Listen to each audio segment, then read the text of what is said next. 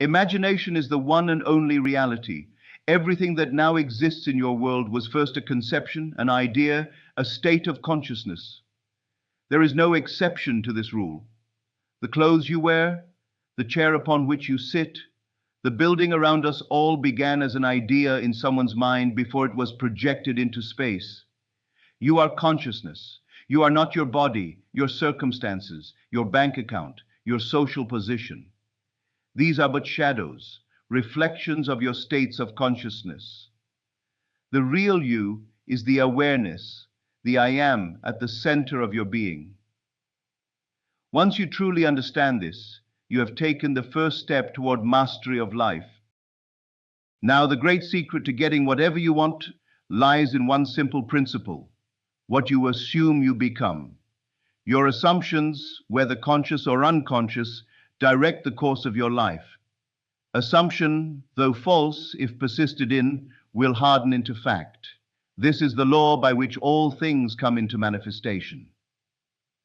Consider for a moment when you assume the feeling of your wish fulfilled when you live from the end, mentally dwelling in the state of already having what you desire.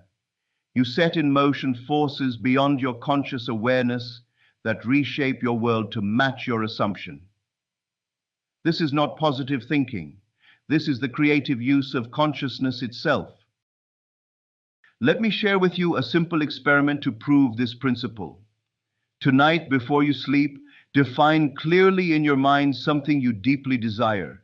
It could be a specific amount of money, a relationship, a job promotion, profit of anything that feels significant to you. Now close your eyes and ask yourself, how would I feel if my desire were already fulfilled? What would I experience? How would I see the world? What would I hear from others? Then create a scene in your imagination that implies your desire is already a fact. Perhaps it is a friend congratulating you on your good fortune. Perhaps it is simply the feeling of relief and satisfaction knowing your desire is now manifest. Make this scene as vivid and as real as you possibly can. Enter into it completely. Feel the reality of it. Experience the naturalness of having what you want. Do this exercise for just a few minutes, but with complete concentration and feeling.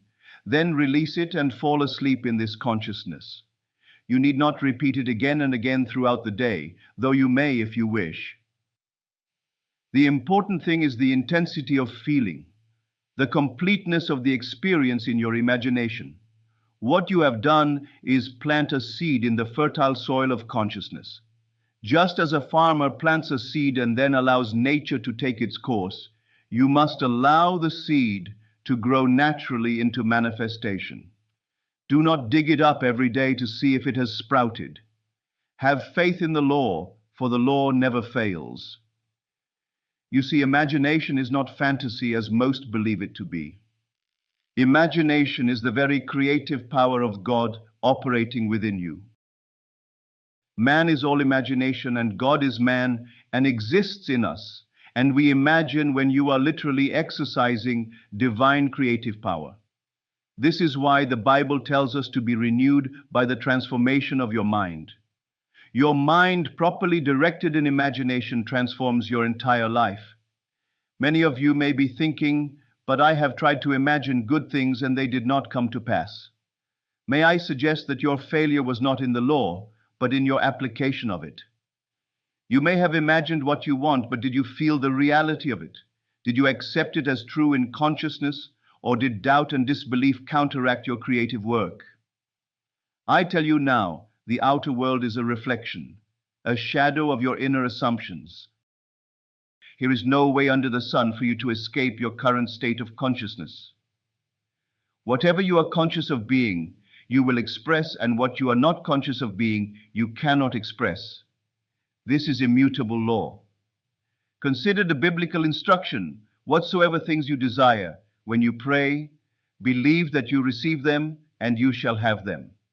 This is not a promise of some future fulfillment, it is a statement of a present fact. When you pray, when you imagine, you must believe you have already received, and then you will manifest it in your world. So many people reverse this process. They look to the evidence of their senses to tell them what is possible. They say, "When I see it, I will believe it." But the creative process works in the opposite direction. When you believe it, you will see it. Your consciousness must precede your experience, never the reverse. There is literally nothing you cannot be, do, or have when you know how to use the creative power of your own consciousness. Let me address a question that may have arisen in your mind. What about other people? Can I use this law to influence others? The answer is both simple and profound. There are no others. What you see in another is only a reflection of a state within yourself. When you change your concept of another, they must change relative to you. This does not violate free will, for consciousness is one. The separation we perceive is an illusion of the senses. At the deeper level of being, we are united in the one consciousness that underlies all life. This is why the Bible says, "In him we live and move and have our being." We are individualized centers of the one divine consciousness. So if there is someone in your life who you wish would change, a critical spouse, a difficult boss, an unruly child, do not try to change their behavior directly. Instead, change your consciousness of them. See them mentally as you wish them to be. Interact with them in your imagination as if they were already expressing the qualities you desire to see. If you persist in this new consciousness, they must conform to your new conception, for your consciousness of them is part of your world of shadows that must rearrange itself to match your inner assumptions. The consciousness that creates worlds is divine love itself. When your desire springs from love, love for yourself, love for others, love for life itself, its manifestation is assured. If you find that your desire is tinged with fear, resentment, or the need to prove something, I urge you to elevate it. Ask yourself, what do I really want? What is the essence of this desire? Often you will discover that beneath the superficial want lies a deeper longing that is pure and loving. For instance, you may think you want wealth to show others your worth, but beneath that is the deeper desire for freedom, security, and the ability to express your gifts. Focus on this essence, and your manifestation will come more naturally and bring greater fulfillment when it arrives. Many of you have been taught that circumstances create your thoughts and feelings. You believe that when your circumstances improve, then you will feel better and think more positively. This is exactly backward. Your circumstances are the effect, not the cause of your consciousness. When you wait for circumstances to change before changing your consciousness, you trap yourself in a circle of perpetual limitation. The way out is to boldly assume the consciousness of your wish fulfilled, regardless of appearing circumstances. This requires a radical faith in the primacy of consciousness. You must be willing to call those things which do not yet appear in your world as though they did. This is not self-deception, it is understanding the true creative process. Do not be discouraged if your world does not change overnight. Continue night after night to sleep in the assumption of your wish fulfilled. Your persistence in maintaining the feeling of your wish fulfilled, despite contradictory evidence from your senses, is the measure of your faith. And according to your faith, it is done unto you. There may be times when doubts arise, when your old patterns of thought reclaim your attention. This is natural. Do not fight these thoughts or feelings. Simply acknowledge them and gently bring your consciousness back to the feeling of your wish fulfilled. Remember, you are breaking lifelong habits of thought. Just as it would take time and consistent effort to master a new physical skill, like playing the piano or speaking a new language, it takes practice to master this new way of using consciousness. But I promise you this, with continued application, this process becomes easier and more natural. You will find yourself spontaneously thinking from your desire rather than of it. When this shift occurs, manifestation accelerates dramatically. Now let me address an aspect that many find difficult: letting go of the how. Your job is not to determine how your desire will manifest. Your job is to assume the feeling of the wish fulfilled and allow infinite intelligence to bring it about in the most appropriate way. Often we limit our good by trying to dictate exactly how it should come to us. We may have a specific person, circumstance, or event in mind as the vehicle for our desire. But by fixating on the specific channel, we block countless other channels through which our good might flow. The consciousness that created the universe does not need your assistance in determining the path of manifestation. Your role is to determine the what through your assumption. The how will take care of itself. When you try to control the how, you limit yourself to what your current mindset believes is possible. When you surrender the how while maintaining the feeling of the end, you open yourself to infinite possibilities. You are the very consciousness in which all things exist. When you know this not intellectually but experientially, you step into your divine inheritance as a creative being made in the image of God. Consciousness is the only reality. What you are conscious of being, you will express in your world. Your assumptions persisted in hardened into fact, therefore assume the feeling of your wish fulfilled. The creative process involves clarifying your desire, constructing a scene that implies fulfillment, and experiencing that scene with full sensory and emotional involvement until it feels natural. Sleep in the consciousness of your desire, fulfilled, allowing it to sink deeply into your subconscious mind, where it will germinate and express in your outer world. Do not concern yourself with the how. Your job is to maintain the consciousness of the end, and the means will take care of themselves.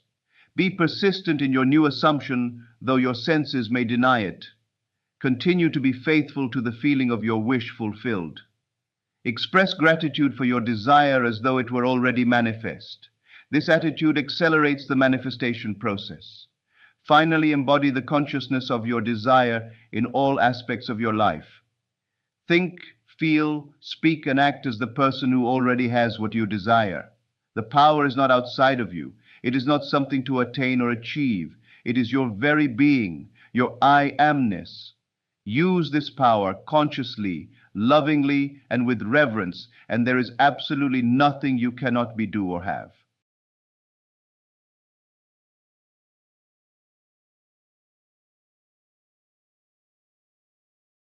Fear is not an enemy to fight, nor a force to overcome.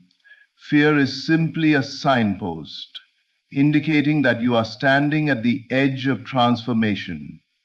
When fear begins to loosen its grip, it means something profound is happening within you. The old way of seeing yourself and life is losing its authority. This moment, right now, is your turning point. There was a time when uncertainty dictated your reactions, when doubt whispered stories of limitation and delay. But notice what is changing. The fear that once felt solid is becoming transparent. It no longer commands your attention as it once did. This is not coincidence. It is the result of an inner shift, a quiet decision to no longer identify with the version of yourself that expected struggle. Every turning point begins internally. Long before circumstances change, the feeling changes. You begin to sense stability where there was once tension. You feel calm where anxiety used to live. This calm is not passive, it is powerful. It signals that you are no longer negotiating with fear. You are simply moving beyond it. Fear only survives when you believe it has authority over your future. The moment you withdraw that belief, fear weakens. You do not need to analyze it, suppress it, or explain it away. You only need to stop feeding it with attention. As you do, a deeper knowing emerges. the knowing that life responds to your inner state, not to your past experiences. This is why this moment matters. You are no longer waiting for permission to feel secure, confident, or fulfilled. You are allowing those feelings now. And when you allow them now, you set something irreversible in motion. The inner world rearranges first, and the outer world follows without effort. Your turning point is not dramatic or loud. It is subtle, almost ordinary. It feels like relief. It feels like space. It feels like realizing that you no longer need to brace yourself for disappointment. You begin to expect alignment instead of resistance. You assume support instead of struggle. An assumption is creative.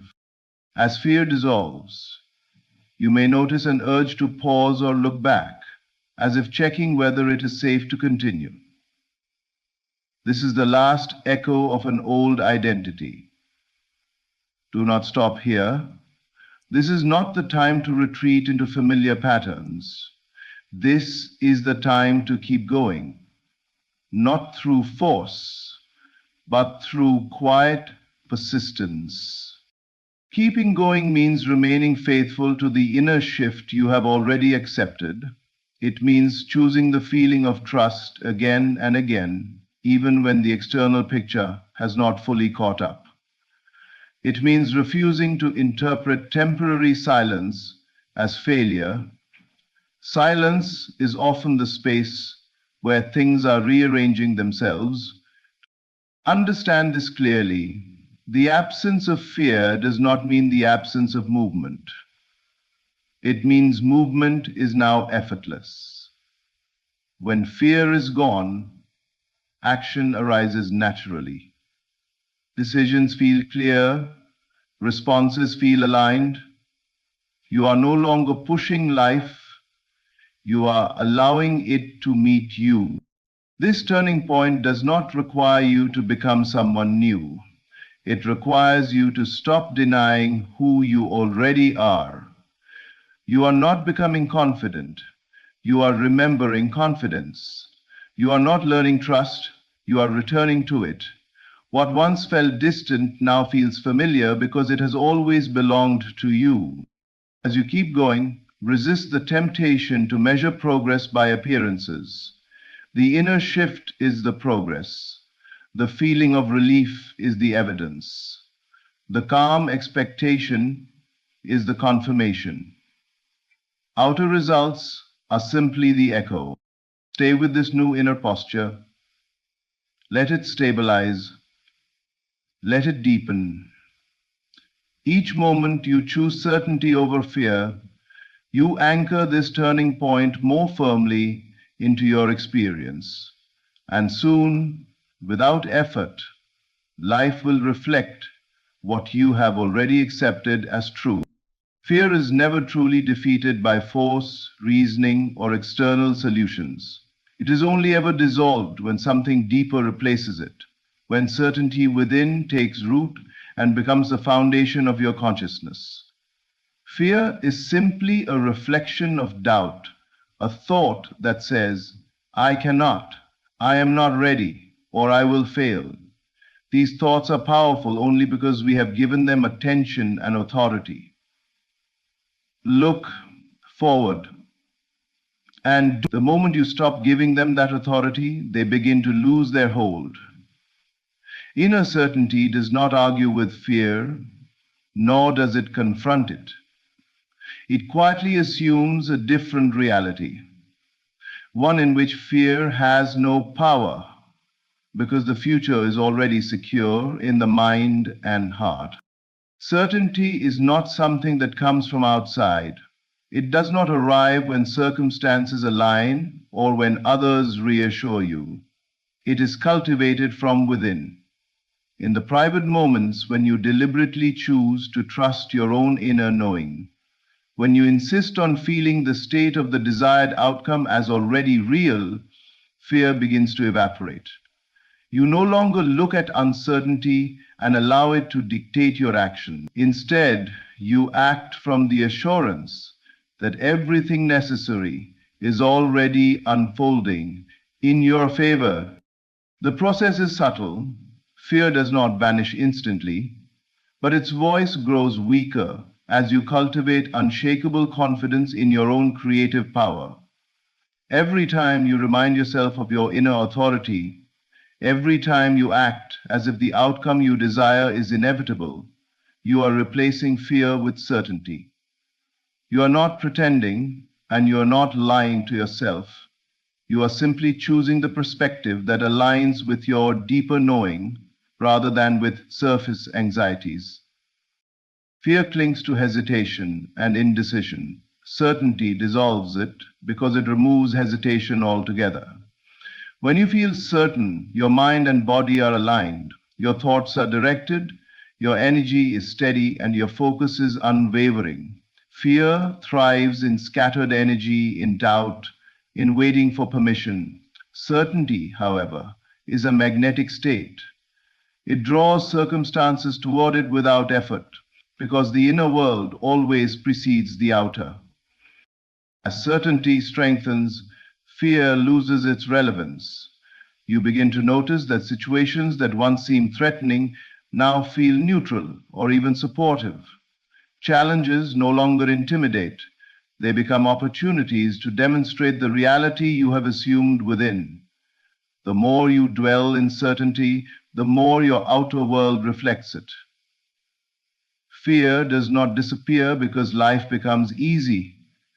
It disappears because your inner state commands reality. Fear is a temporary visitor, a shadow that vanishes when the light of certainty shines fully. By embracing your inner certainty, by continually returning to the feeling of assurance and trust, you dissolve fear completely.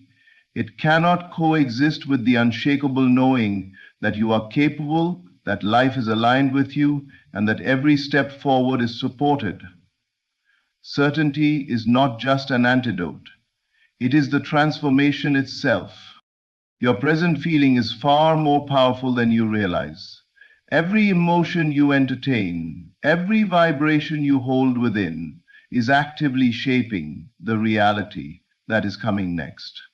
The experiences, circumstances, and people that enter your life are not random. They are responding directly to the inner state you are consistently embodying. When you feel fear, doubt, or lack, you are signaling to the world to reflect those very conditions back to you. Conversely, when you feel confidence, gratitude, and fulfillment, you set in motion the energies that will bring alignment and opportunity into your life. Your current feeling is not merely a fleeting moment. It is the blueprint for the chapter of life that is unfolding. Many people live as though the future is determined by external events, waiting for the right moment or for circumstances to align before feeling a sense of security or joy. Yet the truth is the opposite. Your inner feeling creates the conditions for what appears outside. The outer world is simply a mirror of your internal state. When you feel abundance, your mind, body, and energy are tuned to attract abundance. When you feel limitation, the same occurs. This is why it is crucial to be mindful of the feelings you entertain in the present moment, because they are the architects of your next experiences. This principle is not about ignoring reality or pretending that everything is perfect. It is about consciously choosing the emotional state you inhabit, regardless of external conditions. If you are currently facing challenges or obstacles, it does not mean you must dwell in frustration or despair. You can acknowledge reality while simultaneously cultivating feelings of trust, hope, and assurance. By doing so, you signal to the unseen realm and even to your conscious mind that you are ready to move into a more harmonious chapter of life. Every moment you allow yourself to feel what you desire as already real, you plant a seed that grows into the next chapter. These feelings create momentum. They are like invisible currents that guide your actions, decisions, and perceptions. People often underestimate how much their current emotional state dictates the unfolding of their life. A single, consistent feeling of certainty, gratitude, or joy can ripple outward, transforming circumstances that once seemed fixed or challenging. Your present feeling is, in essence, the director of the story that is yet to be written. By consciously choosing and sustaining emotions that align with the life you wish to live, you are shaping a future that reflects that inner state. The external world will follow. It always does. The chapter ahead is being written in your mind and heart right now. And the feelings you carry today are the ink that will define it. Choose them wisely, cultivate them intentionally, and understand that the life you desire is already forming in response to the emotional landscape you inhabit in the present. The turning point in your life does not arrive as a dramatic external event or a sudden change in circumstances. It begins within, quietly and often imperceptibly, in the realm of thought, feeling, and belief. Many people wait for a sign, a breakthrough, or an external shift to tell them that their life has changed, but true transformation always starts internally. The moment you decide to change the way you perceive yourself and the world, the momentum toward your turning point begins. It is not outside conditions that dictate your life. It is your inner state that creates the framework for everything you experience. This inner shift is subtle but profound. It starts with the recognition that your outer world is a reflection of your inner beliefs. When you alter the way you think, feel, and imagine, you are laying the foundation for new experiences to manifest.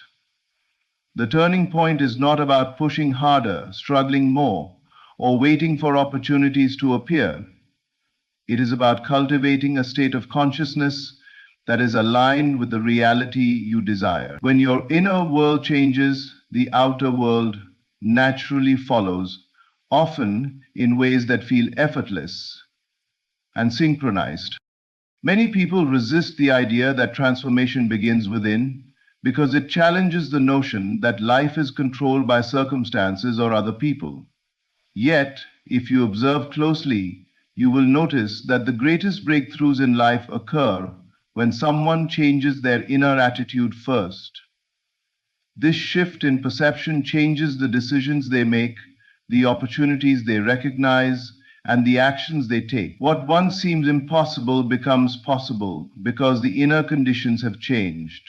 The turning point is already underway, the moment you claim authority over your thoughts and feelings, refusing to let fear, doubt, or past patterns dictate your present.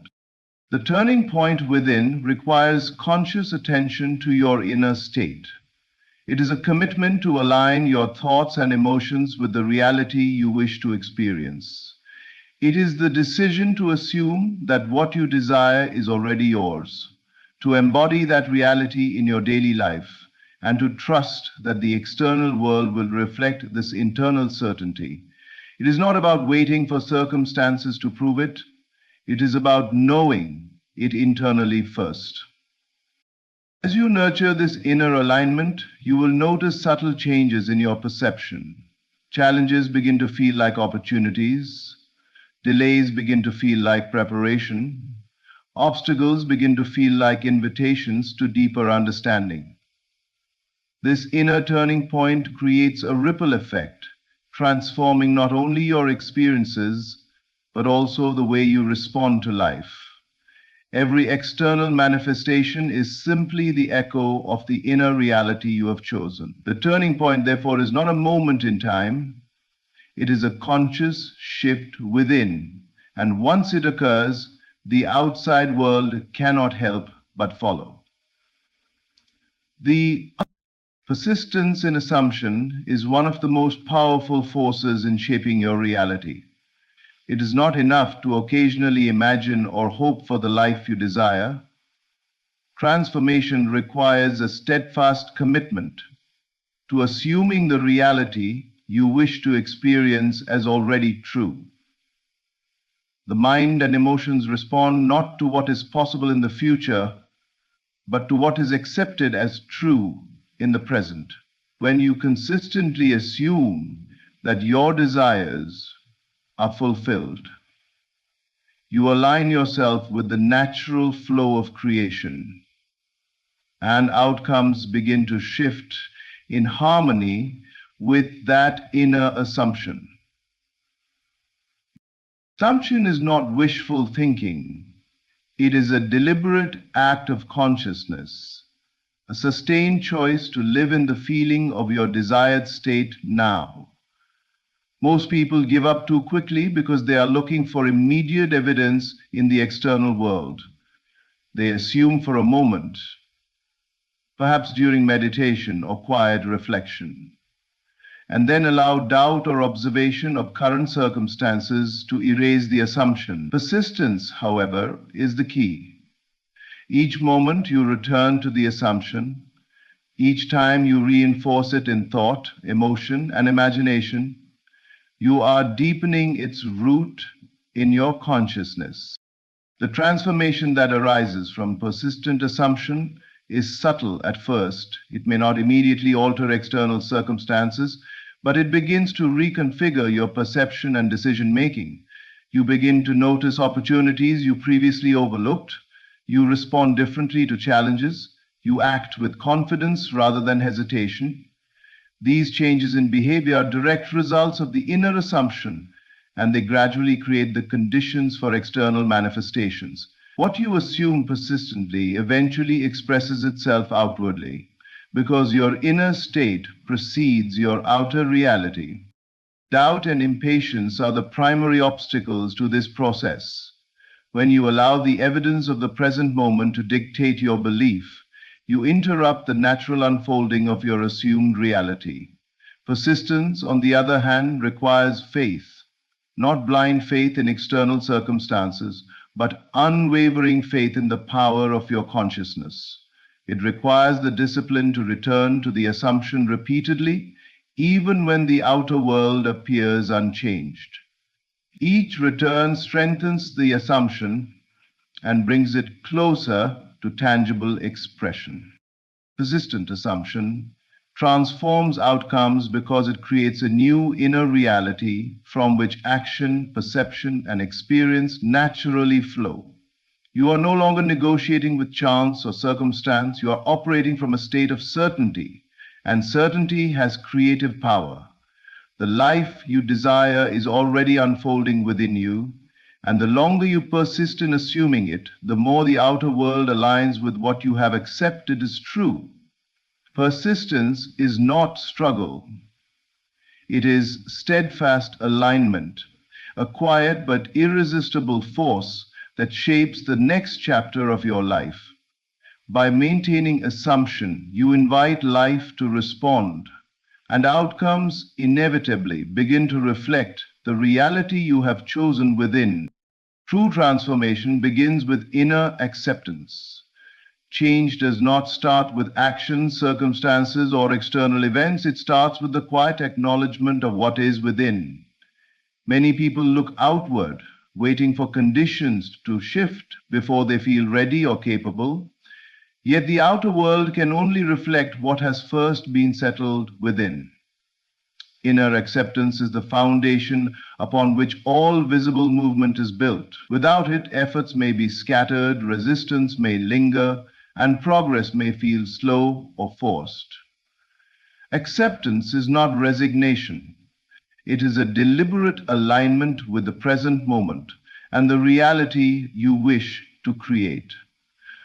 When you practice inner acceptance, you are no longer struggling against what is.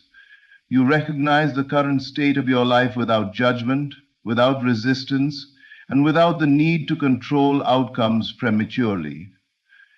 This does not mean you stop desiring growth or improvement. It means that you no longer allow impatience, fear, or doubt to dominate your energy. Acceptance creates a fertile inner environment, a calm and receptive state in which your intentions can take root. It is in this state that true movement begins to form, often silently, before manifesting outwardly. Many overlook this principle because they equate movement with visible action. They believe that effort alone produces results, but without inner alignment, action often becomes reactionary, misdirected, or unproductive. Inner acceptance clears the mind and heart, allowing intention and insight to guide your steps, rather than impulsive fear or anxiety. It transforms waiting into readiness, stillness into preparation, and patience into powerful anticipation. When your inner state is aligned, every subsequent action flows naturally and efficiently, carrying the weight of certainty rather than the burden of doubt.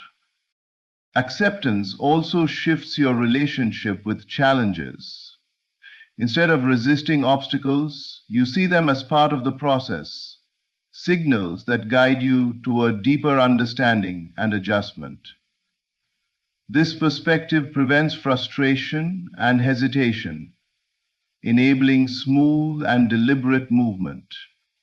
By accepting what is internally, you release the tension that blocks creativity and problem solving. The unseen begins to rearrange itself in alignment with your inner state, and the external world responds in kind. Visible movement is simply the echo of internal harmony. It is the external evidence of an internal reality that has already shifted. Every decisive action, every breakthrough, and every step forward is preceded by acceptance within. By cultivating this state, you are not waiting for the world to change. You are creating the conditions in yourself for transformation to occur naturally.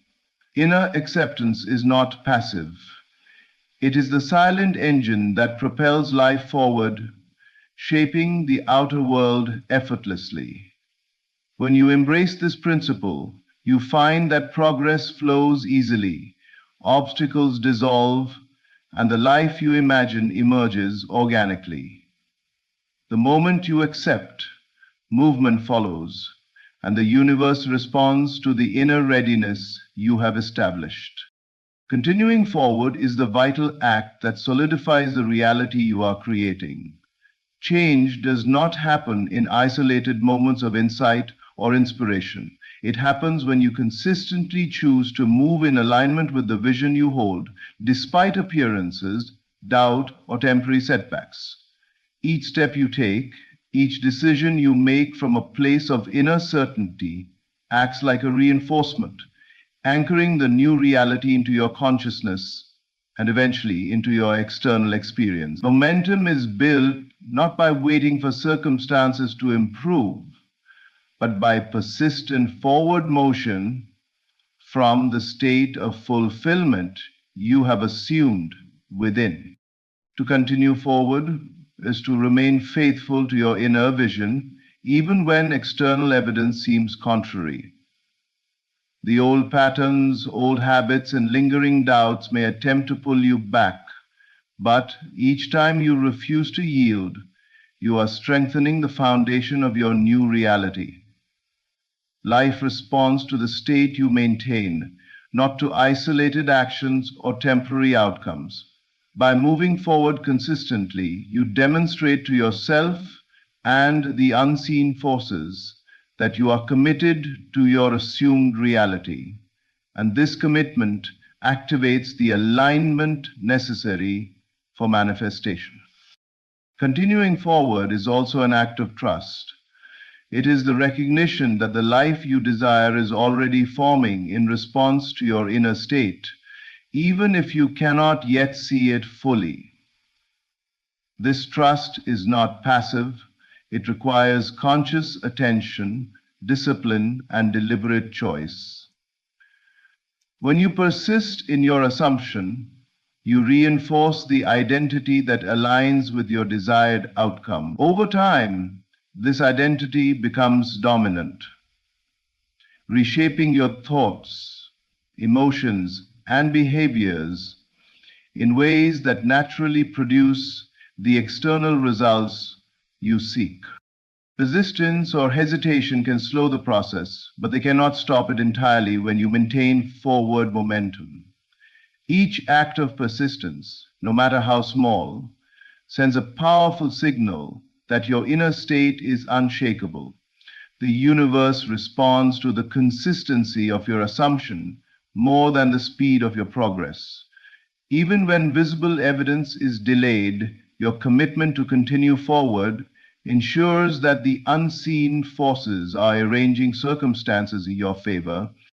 Continuing forward transforms uncertainty into certainty. It turns vision into reality by creating a bridge between the inner state and outer manifestation. The life you imagine is not a distant dream.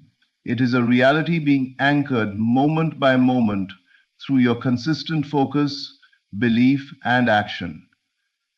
By refusing to retreat into old doubts or limiting thoughts, you secure the reality you are assuming, allowing it to take form naturally and effortlessly. Forward movement is not measured by dramatic changes or immediate results. It is measured by fidelity to the inner state you have chosen. Each step, each decision, each moment of persistence embeds the new reality deeper into your experience. By continuing forward, you are not just hoping for change, you are actively anchoring it. The more you maintain this movement, the more tangible and unshakable your new reality becomes, until it fully emerges as the life you have already accepted within yourself. In conclusion, your turning point begins not in the world around you, but within you. Fear loses its grip when replaced by inner certainty, and the feelings you cultivate now are the architects of the chapter yet to unfold. Transformation arises from persistent assumption, from accepting the present fully, and from continuing forward even when evidence seems delayed. Each step taken from this aligned state strengthens the reality you desire, guiding circumstances to reflect the inner shifts already made. Remember, the outer world is always a mirror of your inner consciousness, and the power to create, change, and manifest resides within you. This is your moment to trust, to assume, and to move forward, knowing that everything necessary is already aligning in your favor. Thank you. Now, here is a practical technique. The first thing you do, you must know exactly what you want in this world. When you know exactly what you want, make as lifelike a representation as possible of what you would see, and what you would touch, and what you would do when physically moving in such a state. For example, suppose I wanted a home, but I had no money, but I still know what I want. Without taking anything into consideration, I would make as lifelike a representation of the home that I would like, with all the things in it that I would want. And then, this night, as I would go to bed, I would imagine that I am actually in such a house, that were I to step off the bed, I would step upon the floor of that house. Were I to leave this room, I would enter the room that is adjacent to my imagined room in that house. And while I am touching the furniture and feeling it to be solidly real, and while I am moving from one room to the other in my imaginary house, I would go sound asleep in that state. If I wanted promotion in my business, I would ask myself, what additional responsibilities would be mine were I to be given this great promotion? What would I do? What would I say? What would I see? How would I act? And then in my imagination, I would begin to see and touch and do and act as I would outwardly see and touch and act were I in that position. If I now desired the mate of my life, were I now in search of some wonderful girl or some wonderful man, what would I actually find myself doing that would imply that I have found my state? For instance, suppose now I was a lady. One thing I would definitely do. I would wear a wedding ring. I would take my imaginary hands, and I would feel the ring that I would imagine to be there. And I would keep on feeling it until it seemed to me to be solidly real. I would give it all the sensory vividness I am capable of giving anything. And while I am feeling my imaginary ring, which implies I am married, I would sleep. This story is told us in the Song of Songs, or the Song of Solomon. It is said, "At night on my bed, I sought him whom my soul loveth. I found him whom my soul loveth, and I would not let him go until I brought him into my mother's house, right into the chamber of her that conceived me." If I would take that beautiful poem and put it into modern English, into practical language, it would be this.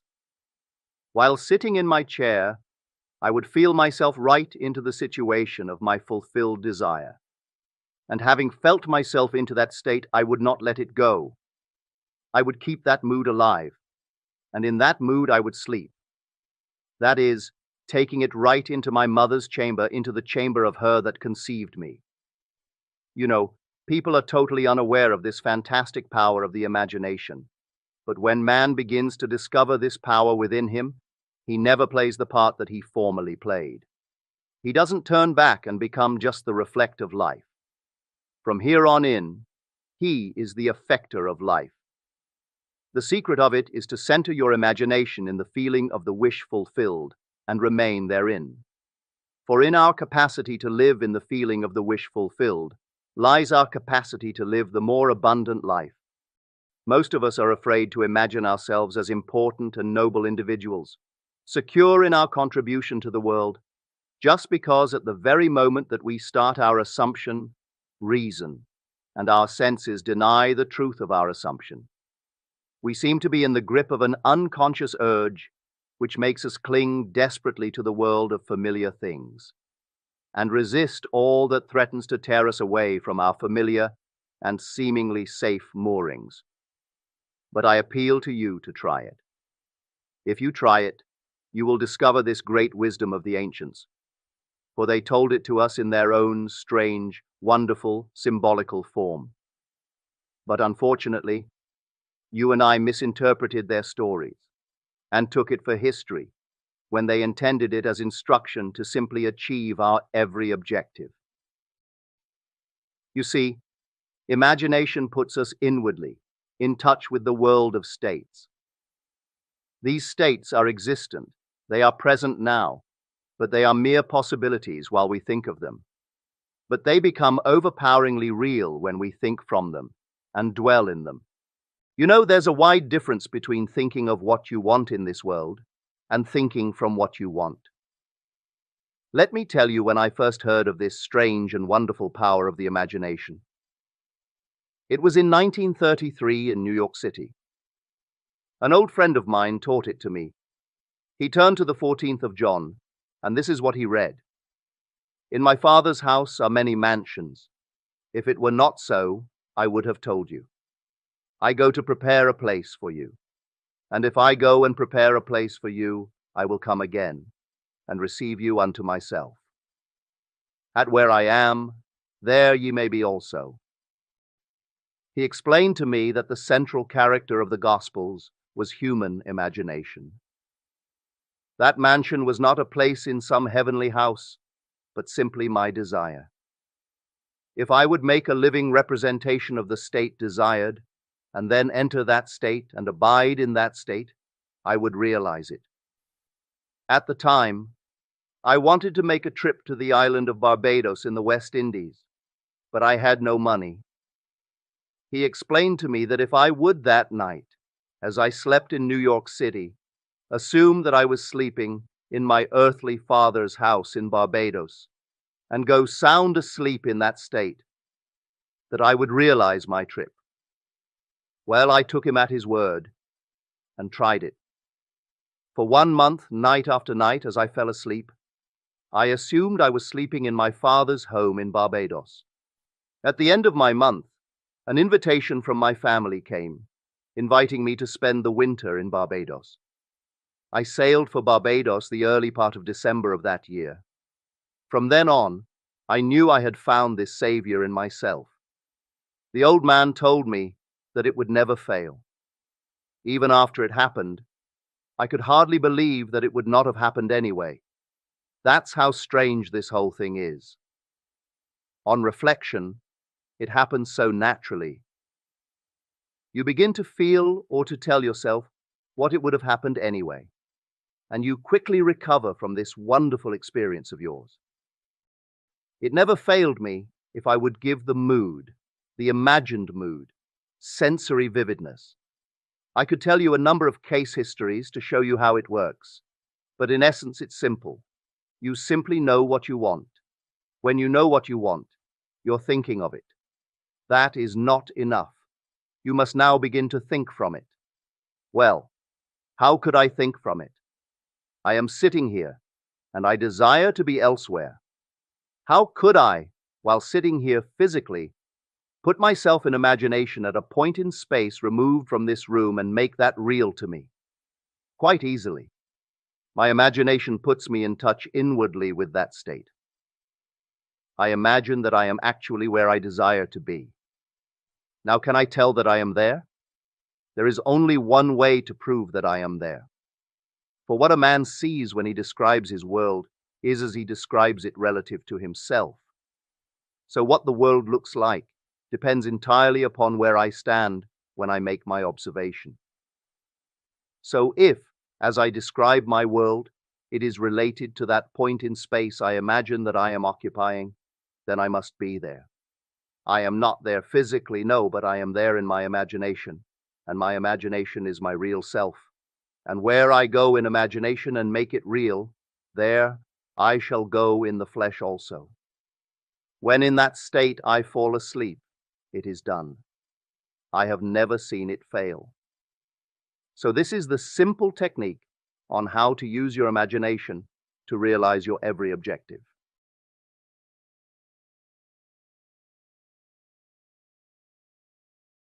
Today marks the moment when everything begins to change for you. Your turning point has arrived, not as a distant dream, not as a future possibility, but as a living reality calling to you from within. The first secret to this change is simple. The world you desire exists already. It exists in the theater of your mind, waiting for you to recognize it as real. The life you have been longing for is not something you must chase outside of yourself. It is already planted within your consciousness. The next step is release. Let go of the old stories that no longer serve you, the doubts, the fears, the limitations. Each of these attachments has held you in a state of becoming rather than receiving. By releasing them, you make space for the new to enter. True change never fights against a current of life. It flows effortlessly when you stop resisting. Now step into feeling. Do not merely imagine what you desire. Live it. Feel the joy, the freedom, the abundance, as if it is already yours. Let the emotions of fulfillment saturate your mind and body. This is the language of manifestation. When you inhabit the state of having, the world responds, shaping itself to mirror your inner reality. The unseen is real. Even if you cannot yet touch, see, or measure your desires, they are already working themselves into existence. Faith is not blind. It is the recognition of what is already present in the invisible realm. Trust the process, for life is aligning itself perfectly to meet your consciousness. Surrender yourself to this moment. Stop striving, stop forcing, and start receiving. The turning point you have been waiting for does not arrive through struggle. It arrives when you welcome it with an open heart and a quiet mind. Cultivate gratitude for what is coming. Thank the universe in advance, not for what has been, but for what is already yours. Gratitude opens the doors that desire alone cannot unlock. It is the bridge between imagination and manifestation, the silent force that magnetizes blessings toward you. We need you. Thank the universe and connect you to, and today your turning point is here. Get ready to receive it fully, joyfully, and without hesitation. Trust yourself, trust the unseen, and step boldly into the life that has been waiting for you all along. Everything that will ever manifest in your life begins not in the world outside, but in the rich and fertile soil of your own mind. Every experience you will have, every success you will enjoy, and every relationship you will attract has its origin in your inner vision. Your imagination is not merely a playground for idle thoughts. It is the most powerful creative force available to you. It is through the imagination that the unseen becomes visible, that dreams take form, and that the life you desire begins to take shape. When you learn to see in your mind's eye what you wish to experience, you set into motion a chain of events that draws that vision into your reality. To cultivate this power, you must first learn to believe in the reality of what you imagine. Do not think of your vision as something distant or unattainable. See it vividly, as though it already exists. Picture yourself living the life you desire, not as a vague possibility, but as a present truth. Allow yourself to feel the emotions that come with that reality: joy, freedom, abundance, love, or peace. These feelings are not imaginary. They are signals that your consciousness is aligning with the life you are about to manifest. The more real and detailed you make your mental experiences, the more tangible and inevitable they become in your outer world.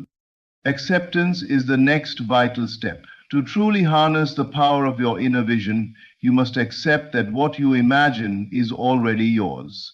There is no waiting, no struggle, no if or when.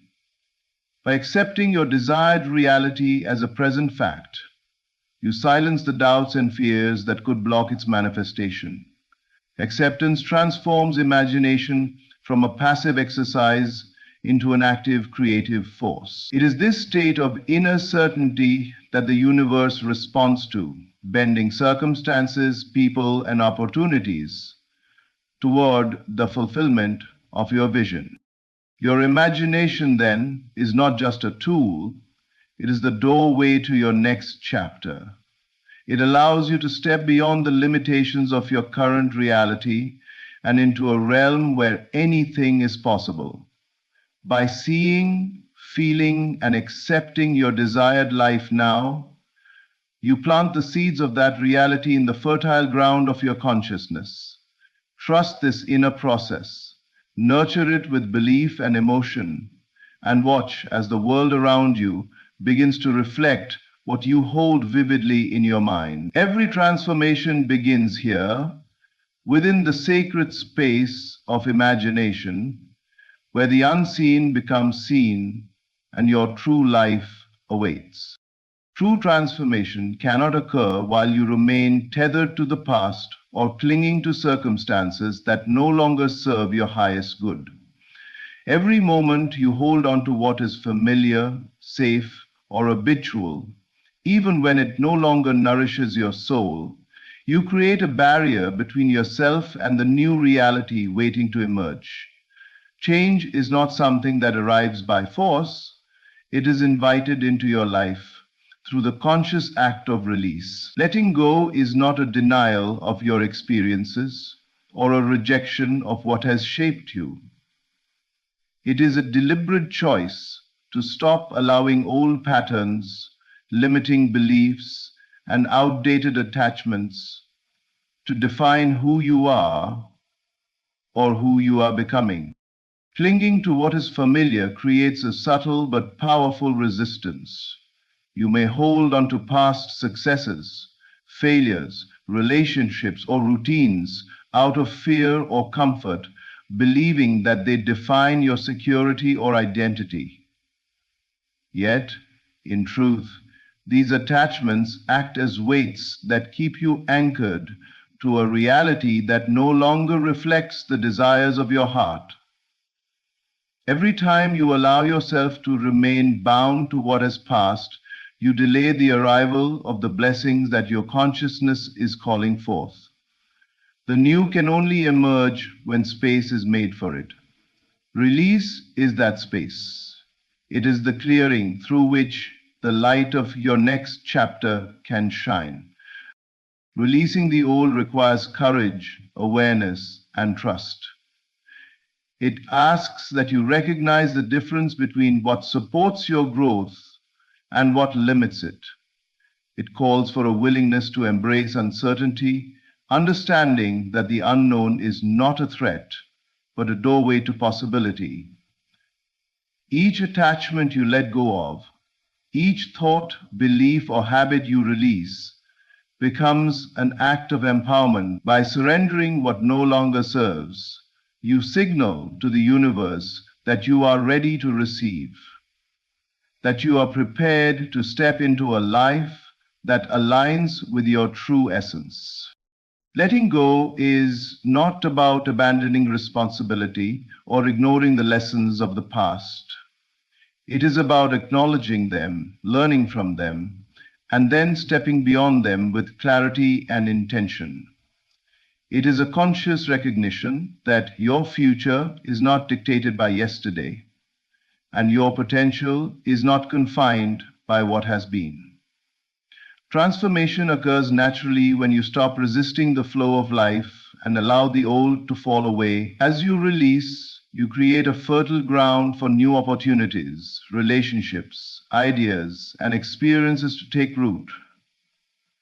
The act of letting go is both sacred and powerful, a bridge between the reality you are leaving behind and the reality that is waiting to welcome you.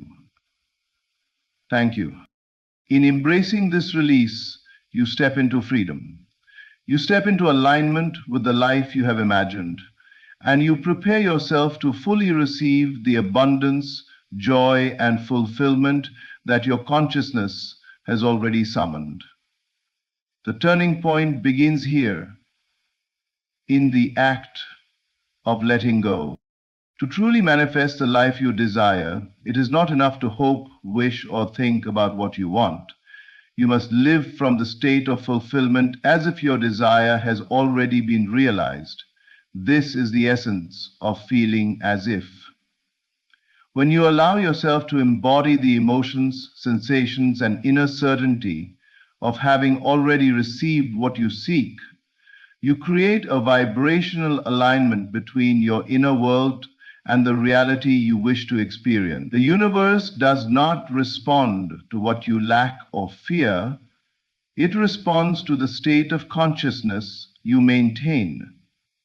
By dwelling in the feeling of fulfillment, you are effectively planting the seeds of your desire in the fertile soil of existence, where they will inevitably grow and manifest. Living as if requires more than superficial visualization. It requires full immersion in the reality you wish to experience.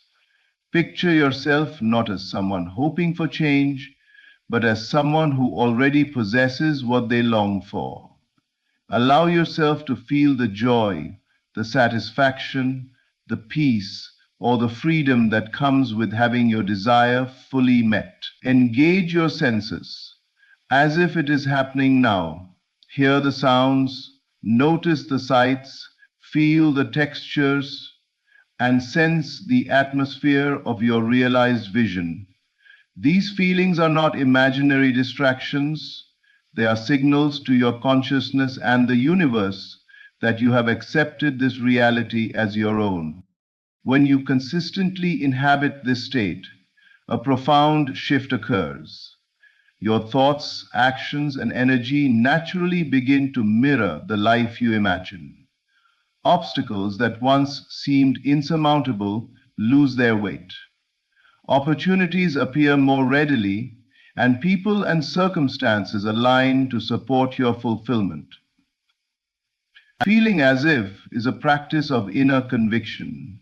It is the recognition that what you desire is already present in the unseen realm, and by embracing it in your inner life, you accelerate its expression in the outer world.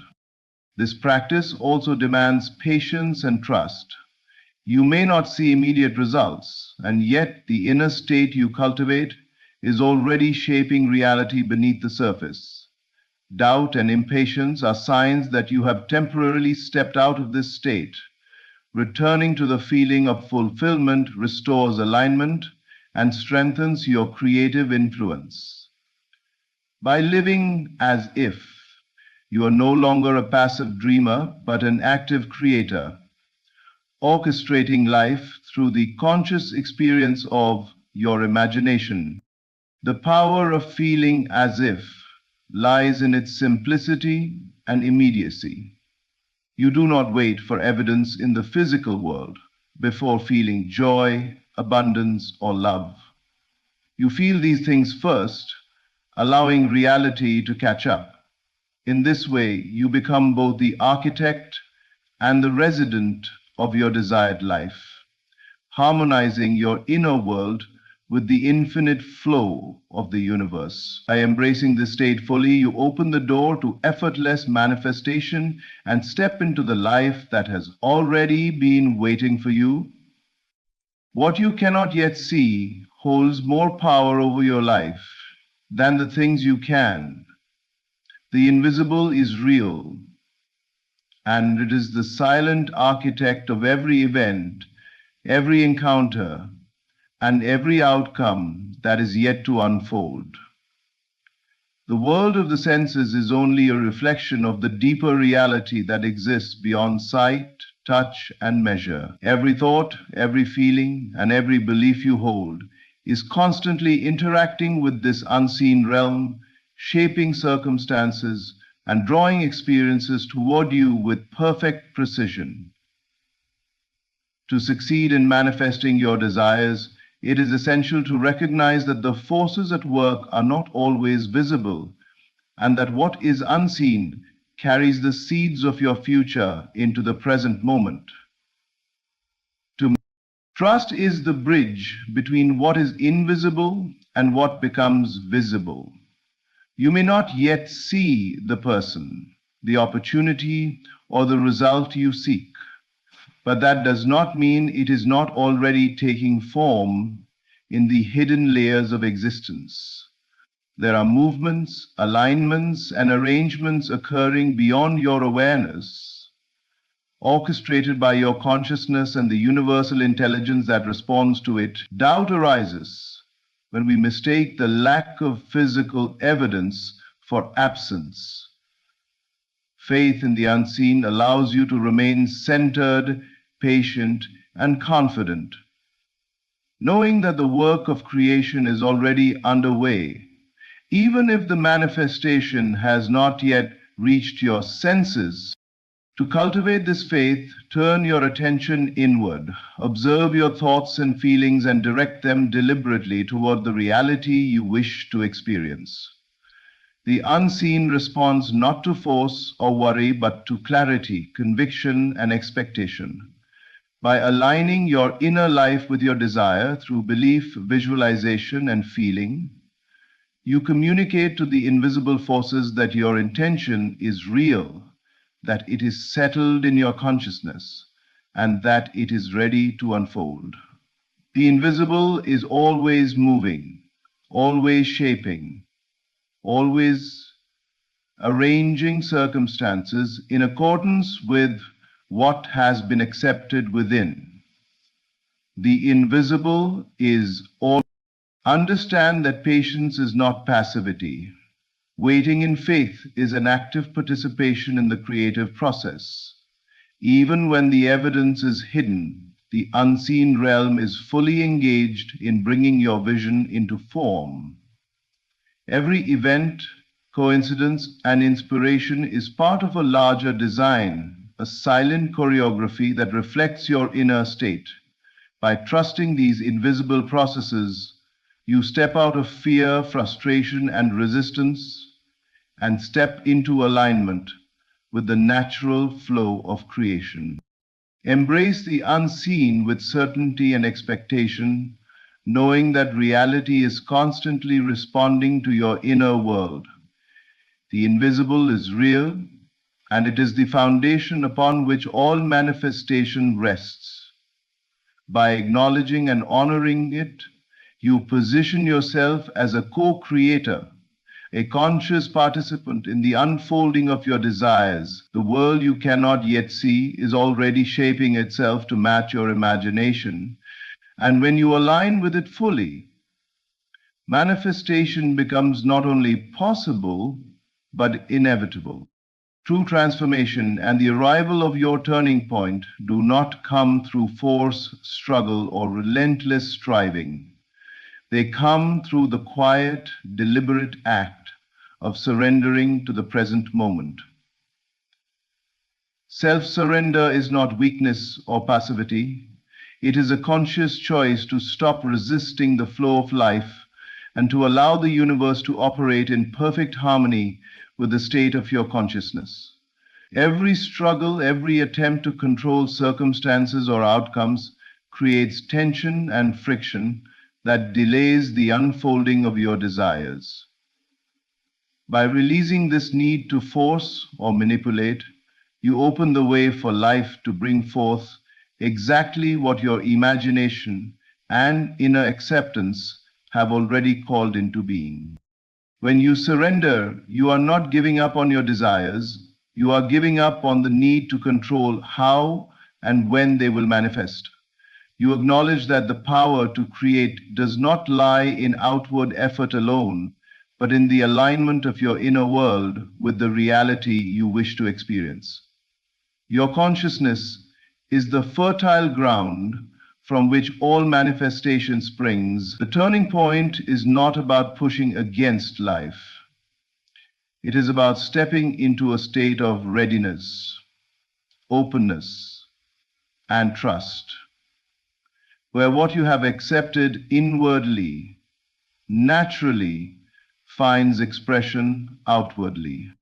Surrendering to the moment requires letting go of resistance, doubt, and impatience. It means recognizing that the universe is already at work on your behalf, even if the results are not immediately visible. Every circumstance, every person, and every event is aligning with the inner reality you have embraced. By ceasing to struggle, you conserve your energy and direct it toward maintaining the state of fulfillment, rather than dissipating it on worry or effort that cannot accelerate what is already unfolding. This practice is deeply liberating. When you stop forcing, life begins to flow with ease. Opportunities arrive, ideas emerge, and people enter your life at exactly the right moment. You are no longer battling time, circumstances, or other people. You are moving in harmony with the invisible currents that carry your desires to fruition. Surrender transforms waiting into active creation, for in every moment of quiet acceptance, you are signaling to the universe that you are ready to receive. Self-surrender is a profound recognition that you are both the creator and the receiver of your reality. By letting go of struggle and embracing the present, you allow life to orchestrate circumstances in perfect alignment with your inner vision. This is the essence of your turning point. The moment when resistance dissolves, the mind becomes still, and the fullness of your desires begins to flow effortlessly into your experience. In surrender, you find freedom, power, and the certainty that what you have accepted inwardly will now manifest outwardly, exactly as it should. Gratitude is not merely a polite acknowledgement of what already exists. It is a powerful force that draws your desires into tangible reality. When you cultivate gratitude in advance for the blessings you are yet to receive, you are sending a signal to the universe that your consciousness is aligned with the reality you wish to experience. This practice does more than create a positive mindset. It magnetizes the circumstances, people, and opportunities necessary for your desires to manifest. Gratitude, when felt deeply and sincerely, transforms expectation into a living, dynamic force that accelerates manifestation and opens the flow of abundance. To harness this power, you must first understand that the universe responds not to what you lack, but to the state of consciousness you maintain. When your mind is focused on scarcity, limitation, or frustration, you attract more of the same. Conversely, when your heart is filled with appreciation for what is coming, you are effectively signaling that you are ready to receive. Feeling grateful in advance is the secret to bridging the gap between imagination and reality. It is the practice of treating your desires as if they are already fulfilled, acknowledging them with the warmth, joy, and reverence that they deserve. This act of preemptive gratitude requires mindfulness and intention. Begin by imagining the blessings you are seeking and allow yourself to feel the emotions that accompany their arrival. Picture yourself receiving the opportunities, relationships, or achievements you desire, and immerse yourself in the joy, relief, and satisfaction of that experience. Then offer gratitude for these unseen blessings as though they have already entered your life. This shifts your energy from a state of want to a state of abundance, creating a fertile ground in which your desires can take root and grow. Gratitude is transformative because it changes your perception of reality. When you appreciate what is coming, you move beyond anxiety, doubt, and impatience. You align yourself with the natural flow of life, allowing the universe to orchestrate circumstances on your behalf. Every act of gratitude, no matter how small, strengthens this alignment and accelerates the manifestation process. It is a signal to the unseen forces that your inner world is ready, open, and receptive. Gratitude is both a magnet and a mirror. It draws into your experience the very blessings you are acknowledging, and it reflects back to you the reality of your inner state. By feeling grateful for what is yet to come, you step into a consciousness of abundance, joy, and certainty. You create a space in which receiving becomes effortless, and you invite life to respond in kind. The practice of gratitude is not passive. It is an active, creative force, transforming expectation into manifestation and making the arrival of your desires inevitable. As we reach the close of this journey together, remember that your turning point is not a distant dream. It is here, now, waiting for you to step fully into it. Everything we have explored, the power of inner vision, the courage to let go of the old, the practice of feeling as if, trust in the invisible, the surrender to the moment, and the magnetism of gratitude serves one purpose: to align your consciousness with the life you are meant to live. Each principle is a key, unlocking the door to the reality that has already been waiting for you in the unseen. Your life will change not through struggle, nor by forcing circumstances to bend to your will, but through the conscious recognition of your own creative power. By seeing, feeling, and accepting your desires as real, by releasing what no longer serves you, by inhabiting the state of fulfillment, by trusting the unseen, by surrendering to the flow of life, and by embracing gratitude for what is yet to come, you set the stage for your transformation.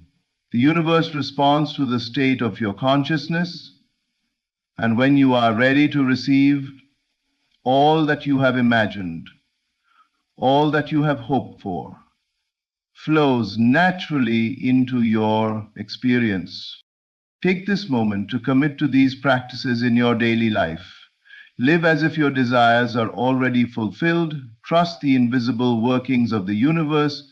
Surrender to the present and feel gratitude for all that is coming.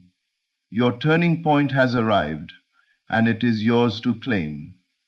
The life you envision is not a distant possibility. It is the reality your consciousness is shaping, and it awaits your full embrace. Thank you for dedicating your attention, your belief, and your heart to this message. May you step boldly into your turning point, fully prepared to receive the abundance, joy, and fulfillment that are already yours. Thank you. Good evening, ladies and gentlemen. Before we begin tonight, I want you to look around this room. Each one of you came here in a particular state of consciousness. Some of you arrived feeling hopeful, others perhaps skeptical. Some are eager, others cautious. And each of these states, every single one, is about to determine what you take away from our time together this evening. You see, I didn't choose tonight's topic randomly. I chose it because it contains the master key to everything you've ever desired. Tonight I want to share with you one of the most profound truths you will ever encounter. A truth that, when understood and applied, will revolutionize your entire existence. I want to speak to you about states of consciousness. Now let me begin with this fundamental principle. And I want you to write this down. You are in a state. You always will be in a state. The moment you know what state you are in, you can get out of it. A lady came to me just last week. Let me tell you her story because it illustrates perfectly what I'm about to share with you. She said, "Neville, I've been trying to manifest a loving relationship for 3 years. I've done everything, visualized, affirmed, prayed, but nothing works. What am I doing wrong?" I said to her, "My dear, you're not doing anything wrong. You're simply living in the wrong state." You see, she was living in the state of wanting love, the state of lacking love, the state of trying to get love. And the universe, being the faithful mirror that it is, kept reflecting back to her exactly that: more wanting, more lacking, more trying. Listen carefully to what I'm telling you. At every moment of your existence, right now, as you sit here listening to these words, you are in a state of consciousness. You are occupying a particular state, a specific way of being, feeling, and perceiving. This state, my friends, determines everything you experience, how you feel, what you think, what you expect, and ultimately, mark this well, what manifests in your world. Let me ask you something. Have you ever walked into a room and immediately felt the tension, even though no one said a word? Have you ever met someone and instantly felt drawn to them? Or perhaps repelled, without knowing why? That, my friends, is consciousness recognizing consciousness. That is state recognizing state. Most people, I tell you, live their entire lives without ever recognizing that they are constantly moving between different states of consciousness. They are like actors changing costumes between scenes of a play they don't even realize they're performing in. But you tonight, you are going to understand something that will set you free forever. Understanding states of consciousness is perhaps the most practical and transformative knowledge you can acquire. It is the difference, I tell you, between being tossed around by life's circumstances and becoming the conscious director of your own experience. When you truly grasp what it means to be in a state, and more importantly, how to deliberately choose and maintain the states that serve you, you gain access to a level of personal power that most people never even know exists. I remember a gentleman who attended my lectures years ago. He was a struggling artist, living in a tiny apartment, barely able to pay his rent. But one evening, something clicked. He understood what I was teaching about states. Instead of continuing to live in the state of the struggling artist, he began to live in the state of the successful, celebrated artist. Within 6 months, a gallery owner discovered his work. He had his first solo show, and collectors began buying his paintings. Did his circumstances change his state? No. His state changed his circumstances. As within, so without. This is the law. Now think about your own life for a moment. Have you ever noticed, and I know you have, how some days you feel confident, capable, and optimistic, and everything seems to flow effortlessly? The coffee tastes better. People smile at you, doors literally open for you, opportunities appear, problems resolve themselves with ease. Then there are other days when you feel uncertain, worried, or frustrated, and it seems like everything goes wrong. Traffic is heavier. People are more difficult. Even your favorite restaurant seems to have lost its charm. Obstacles appear everywhere you turn. What happened? Did the external circumstances change first? Did the world suddenly decide to treat you differently? No, you did. You shifted from one state of consciousness to another, and your world shifted to match. This is not coincidence, my friends. This is not random. This is the fundamental law of consciousness in action. The very law that Moses spoke of when he declared, "I am that I am." Think about this deeply. When Moses stood before the burning bush and asked God for his name, the answer came back, "I am that I am, not I was or I will be, but I am." Present tense. Eternal now. Whatever you place after I am, you become I am broke. And so you are. I am sick. And so you are. I am blessed.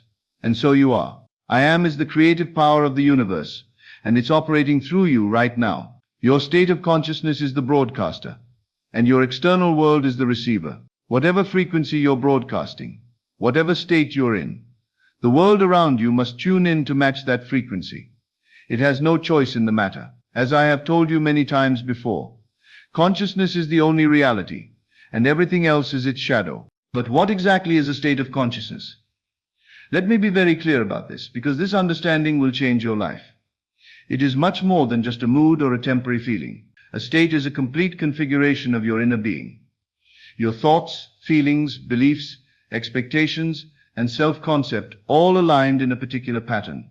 When you're in the state of being loved, for example, you don't just feel good, you think the thoughts that a beloved person thinks.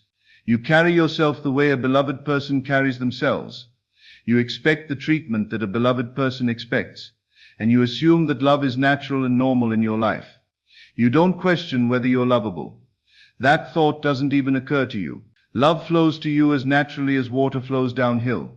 You see, states are like different radio stations, each broadcasting on its own frequency. Right now, there are hundreds of radio signals passing through this very room. Jazz, classical, rock, news, talk shows, all broadcasting simultaneously. But you only hear the one you're tuned into. The same is true with consciousness. When you're tuned into the lack station, you hear lack everywhere. Not enough money, not enough time, not enough love, not enough opportunity. Every song on that station is about what's missing. When you're tuned into the abundance station, you hear abundance everywhere. Possibilities, resources, connections, solutions. Every song is about what's available, what's possible, what's flowing toward you. The remarkable thing is that both stations are broadcasting simultaneously. The abundance is there right now. The love is there right now. The opportunities are there right now. The only difference is which station you're tuned into. And you, my friends, you are the one holding the dial. Now here is where most people go astray. And I want you to listen to this very carefully. Most people believe that they feel a certain way because of what's happening in their life. They think their state of consciousness is the result of their circumstances. I'm worried because my business is struggling. I'm lonely because I don't have a partner. I'm frustrated because people don't understand me. I'll be happy when I get the promotion. I'll feel confident when I lose weight. I'll be at peace when my problems are solved. But this is backwards thinking. This is the great illusion that keeps people trapped in cycles of limitation and struggle. The truth, I tell you, is exactly the opposite. Your circumstances are the result of your state of consciousness. Your business is struggling because you've been in the state of struggle. You don't have a partner because you've been in the state of loneliness. People don't understand you because you've been in the state of feeling misunderstood. Let me tell you about a woman who came to see me. She was desperate to find a husband. She was 35, had been dating for years, and every relationship ended in disappointment. She said, "Neville, what's wrong with me? Why can't I find love?" I said, "Tell me how you prepare for dates." She said, "Well, I spend hours getting ready, trying to look perfect, wondering if he'll like me, hoping I won't say something wrong, praying that this will finally be the one. Do you see the state she was living in? The state of desperate need, of not being enough, of hoping and praying and trying. And every man she met felt that energy and responded accordingly, either by running away or by treating her as someone who wasn't quite enough. I told her, tonight I want you to do something different. Before your next date, I want you to sit quietly and imagine you're already the beloved wife of a wonderful man. Feel how secure you feel in his love. Feel how cherished and adored you are. Feel how natural and easy love is in your life. Go on your date from that state. She did. And do you know what happened? She was relaxed, confident, playful. She wasn't trying to get anything. She was already full. The man felt completely different energy from her and responded completely differently. They were engaged within 6 months. This reversal of cause and effect is perhaps the most difficult concept for people to accept, because it challenges everything they've been taught about how life works. We've been conditioned, you see, to believe that the external world is solid, fixed, and independent of our inner experience. We've been taught that we must adapt our feelings to match our circumstances. We wait for conditions to change before we allow ourselves to feel different. But I tell you tonight, and I want you to really hear this, consciousness is the only reality, and all external circumstances are simply consciousness made manifest. Change your state of consciousness, and your circumstances must change to match. This is not theory.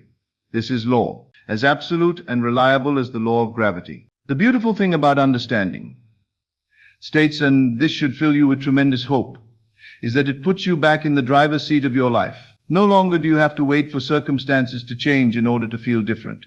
No longer do you have to be at the mercy of what other people do or don't do. No longer do you have to let external conditions dictate your inner experience. You can choose your state first and let your external world reorganize itself to match. Think about this for a moment. Right now, in this very moment, you could choose to be in the state of gratitude. You could choose to be in the state of love.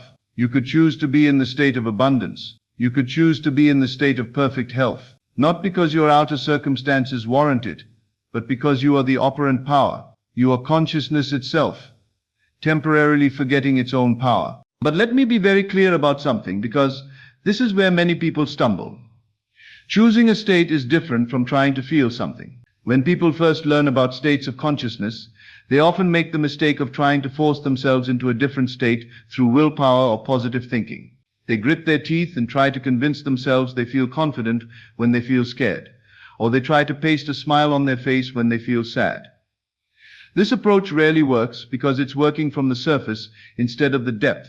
It's like trying to change the image in a mirror by working on the mirror instead of changing what's standing in front of it.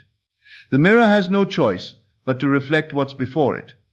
Your outer world has no choice but to reflect your inner state. True state change happens at the level of assumption, at the level of what you take to be true about yourself and your world. When you're in the state of being wealthy, you don't just think positive thoughts about money. You don't affirm, I am rich, while feeling poor inside. You assume abundance is normal for you. You expect good things to flow into your life. You feel secure about your resources. You think from wealth rather than about wealth. You're not trying to convince yourself of anything. You simply know that prosperity is your natural condition. Let me give you a practical example. I once knew a man who wanted to be a successful writer.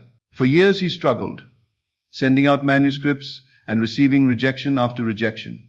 He was living in the state of the unsuccessful writer, the struggling writer, the writer who might never make it. One day he decided to change his state. Instead of living as the struggling writer, he began to live as the successful writer. How does a successful writer feel when he wakes up? Confident about his craft. How does he sit at his desk? With authority and purpose. How does he think about his work? As valuable as something the world wants to read. He began to live from this state completely. When friends asked about his writing, he didn't complain about rejections. He spoke about his work with the confidence of someone whose success was assured. He dressed differently, carried himself differently, even organized his workspace like a successful author would. Within a year, everything changed. Publishers who had previously rejected him began accepting his work. Opportunities appeared that he had never imagined. His outer world had no choice but to conform to the inner state he was consistently maintaining. And here's something fascinating. States are self-reinforcing. When you're in a particular state, you tend to think thoughts, speak words, and take actions that strengthen and perpetuate that state. When you're in the state of confidence, you naturally think confident thoughts, speak confidently, and act with assurance, all of which reinforces your sense of confidence. When you're in the state of worry, you naturally focus on potential problems, speak about your concerns, and act cautiously, all of which reinforces your anxiety. This is why it's so important, and I cannot emphasize this enough, to catch yourself when you notice you're in an undesirable state. The longer you remain in a state, the more entrenched it becomes, and the more evidence you create to support it. But the moment you recognize what state you're in, you have the power to shift out of it. I want you to become a detective of your own consciousness. Throughout your day, ask yourself, what state am I in right now? Am I in the state of lack or abundance? Am I in the state of fear or faith? Am I in the state of struggle or ease? Just this awareness alone will begin to transform your experience. The recognition itself is powerful, my friends. Most people are so identified with their current state that they don't even realize they're in one. They think their worries, fears, or frustrations are just realistic responses to their situation. They say, I'm not in a state, I'm just being practical. But when you step back and observe yourself objectively, when you notice I'm in the state of worry, or I'm in the state of lack, or I'm in the state of feeling unworthy, you immediately create some distance between yourself and the state. You realize that the state is something you're experiencing, not something you are. This is the difference between being conscious and being unconscious. An unconscious person is completely identified with whatever state they happen to be in. They are their anger, they are their fear, they are their loneliness. They have no awareness that there's a chooser behind the choice, an observer behind the observation. A conscious person recognizes that they are not their states, they are the awareness that can observe and choose states. They understand what Jesus meant when he said, in the world ye shall have tribulation, but be of good cheer. I have overcome the world. He had transcended identification with external conditions. This recognition, I tell you, is the beginning of freedom. Once you recognize what state you're in, you can begin to deliberately shift into a more desirable state. But how do you do this? How do you move from one state to another? The key, and listen to this carefully, is not to fight against the undesirable state. What you resist persists. Resistance only strengthens what you resist. Instead, you gently redirect your attention toward the state you prefer. Think of states like rooms in a house. If you're in the worry room and you want to be in the confidence room, you don't have to fight your way out or destroy the worry room. The worry room will always be there. It's part of the house of consciousness. You simply walk out of one room and into the other. You shift your attention from the thoughts, feelings, and assumptions of worry to the thoughts, feelings, and assumptions of confidence. This shift often begins with a simple question: how would I think, feel, and act if I were in the state I desire? If you want to experience being loved, ask yourself, how does a beloved person think? What do they expect from others? How do they carry themselves? What assumptions do they make about their worthiness? Then begin to think those thoughts, feel those feelings, and make those assumptions. If you want to be healthy, don't focus on the illness. Focus on how a healthy person feels, thinks, and moves through the world. If you want to be prosperous, don't dwell on lack. Inhabit the consciousness of someone for whom abundance is natural and normal. At first, this might feel artificial or forced. Your logical mind might protest that you're just pretending or lying to yourself. This is ridiculous, it will say. You can't just pretend to be successful when you're clearly struggling. But remember this truth: every state feels natural when you're in it, and artificial when you're not. When you're in the state of confidence, confidence feels completely natural and doubt seems foreign. When you're in the state of doubt, doubt feels reasonable and confidence seems foolish. The goal is not to convince your mind that the new state is true. The goal is to inhabit it fully enough that it becomes your natural way of being. You're not pretending, you're remembering. You're returning to your natural state as the operant power of your own experience. Now, here's something remarkable that I want you to understand. States are contagious. When you're genuinely in a state of joy, others around you tend to feel more joyful. When you're in a state of peace, others feel more peaceful in your presence. When you're in a state of love, others feel more loving. This is not because you're doing anything to them. It's because states of consciousness radiate outward and influence the entire field of experience around them. Have you ever been in a bad mood and then spent time with someone who was genuinely happy and peaceful, if they were truly centered in that state, not just putting on a facade, you probably found your mood shifting. Their state of consciousness was broadcasting a different frequency, and your consciousness began to tune into that frequency. This is why changing yourself truly does change your world. It's not just metaphysical theory. It's practical reality. When you shift into a different state of consciousness, you literally become a different person. And the world must respond to this new person accordingly.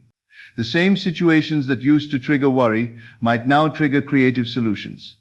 The same people who used to annoy you might now seem endearing.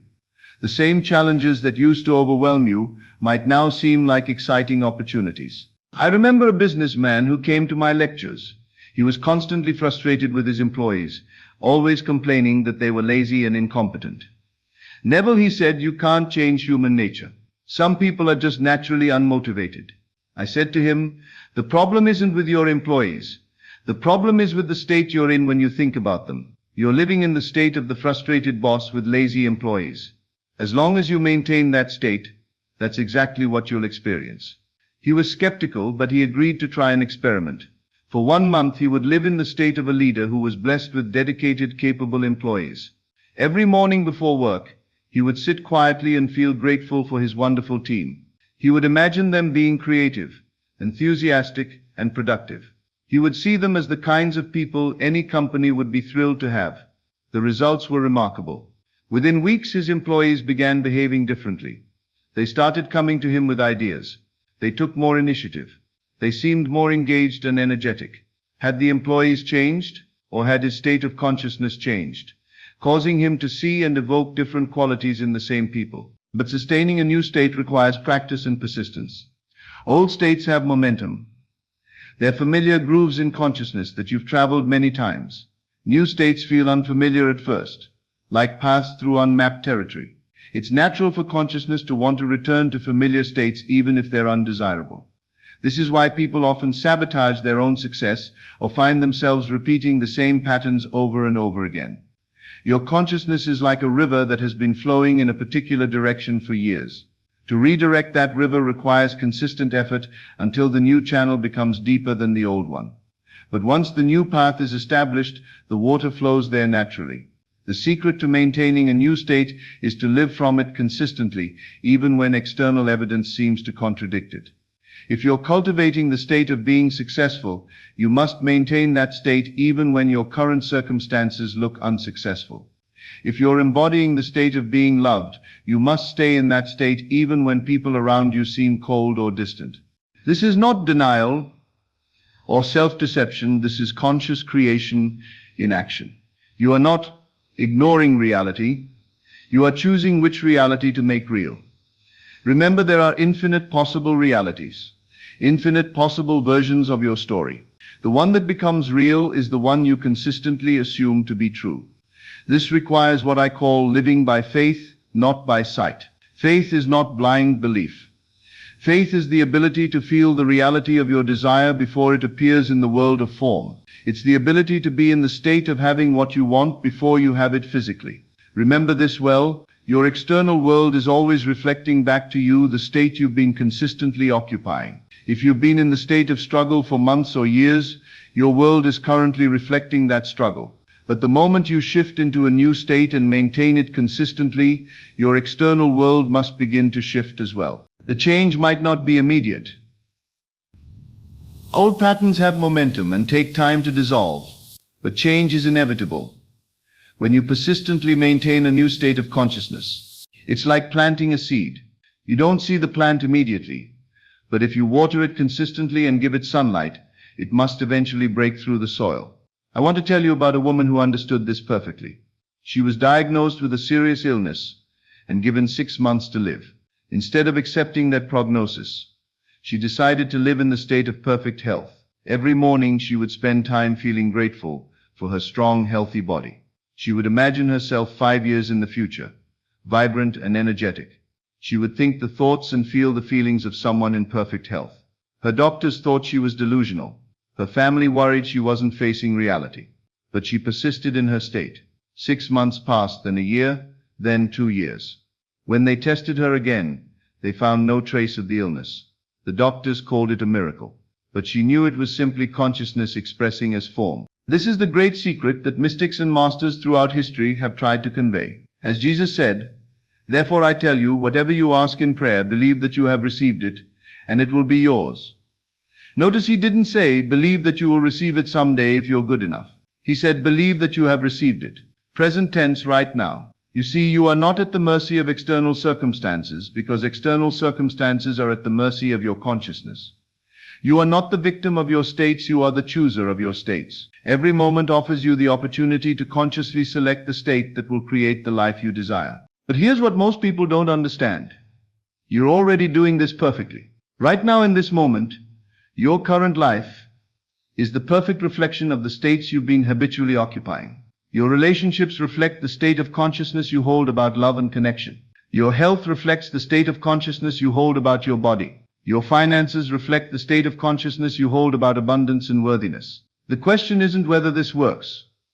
It's always working. The question is whether you're doing it consciously or unconsciously. Are you deliberately choosing your states, or are you letting them be chosen for you by circumstances, other people, the media, your past experiences? Your states of consciousness, my friends, are the seeds of your future experiences. Plant seeds of confidence, and you'll harvest evidence of your capability. Plant seeds of love, and you'll harvest loving relationships. Plant seeds of abundance, and you'll harvest prosperity in all its forms. Plant seeds of gratitude, and you'll harvest countless blessings to be grateful for. The law is exact, impersonal, and unfailingly faithful. It doesn't judge whether you deserve what you're asking for. It doesn't decide whether your desires are appropriate or realistic. It simply says yes to whatever state you consistently maintain. Whatever state you consistently occupy, that state must manifest as your lived experience. This is both the most empowering and the most sobering truth you'll ever encounter. Empowering because it means you have absolute creative control over your experience. Sobering because it means you're responsible for everything in your life. Not because you consciously chose it, but because some aspect of your consciousness created it. But don't let this burden you with guilt or self-blame. Most of your current states were programmed into you before you were even aware you had a choice. Your family, your culture, your education, your experiences all contributed to the states you learned to inhabit automatically. You're not to blame for what you didn't know. But now that you know, you are responsible, able to respond differently. So tonight, as you leave here, I want you to understand this. The question is not whether you're in a state you always are. The question is not whether your states are creating your reality. They always do. The only question that matters is which states will you consciously choose to inhabit? Which seeds will you plant in the garden of your consciousness? Which radio station will you tune into?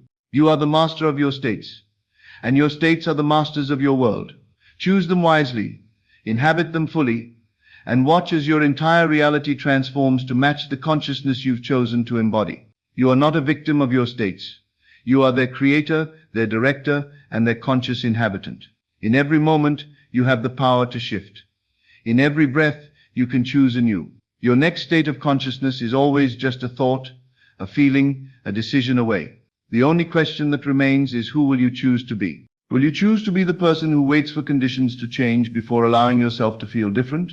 Or will you be the person who changes their inner condition and watches the outer world transform accordingly? Will you choose to be at the mercy of circumstances, other people's moods and external events? Or will you be the conscious creator of your own experience? Will you choose to live from the states that were programmed into you by others?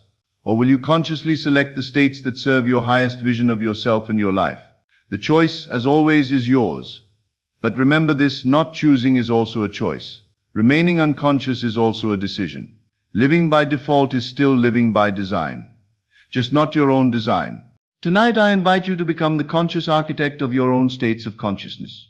I invite you to recognize the incredible power you possess, the power to transform your entire world by transforming the way you hold yourself in consciousness. As I always tell you, assume the feeling of your wish fulfilled. Tonight I say to you, assume the state of your desire, and persist in that assumption until it hardens into fact. Your persistence will be rewarded. Your faith will be honored. Your consciousness will express itself as the life you've dared to imagine. The power is within you. It has always been within you. You are the operant power. You are consciousness itself. playing at being human, temporarily forgetting your own creative authority. But now you remember. Now you know. Now you can choose. Go forth and create consciously. Assume the state of your dreams and live from that assumption until it becomes your reality. The world is waiting to conform to your consciousness. The only question is, what consciousness will you give it to conform to? Thank you. And good evening. This is Best of Lectures YouTube channel. Thank you for watching. See you in the next video. There comes a moment when the invisible begins to move, when the tides shift and the unseen starts to take form. You may not see it yet, but everything around you is aligning. The shift has already begun. You've prayed, you've believed, you've sown your intentions, and now the soil of your spirit has turned fertile. Things are rearranging behind the scenes, not by accident, but by divine precision. You are entering a new rhythm where every event, every delay, every seeming setback is secretly a step forward. This is not the season to doubt. This is the season to stay ready. Because the moment you decide that things are working in your favor, they begin to. Life is not reacting to your struggle, it's responding to your assumption. What you believe in silence echoes into your circumstances. You are not waiting for the universe to shift, the universe is waiting for you to align. The instant you embody your desired state, reality must comply. It cannot do otherwise. The outer world is clay, molded by the inner conviction of the one who dares to believe. So stay ready, not with anxiety, but with assurance. Stay ready by living as if the promise is fulfilled. When you wake, walk as if your breakthrough is here. When you speak, let your words match your vision. When you feel, let your heart overflow with gratitude for what's already yours in the unseen. Every no was redirection. Every loss was a setup. Every delay was divine timing, orchestrating the perfect arrival. Nothing was wasted. Nothing was random. The shift has begun. And now everything, yes, everything is working in your favor.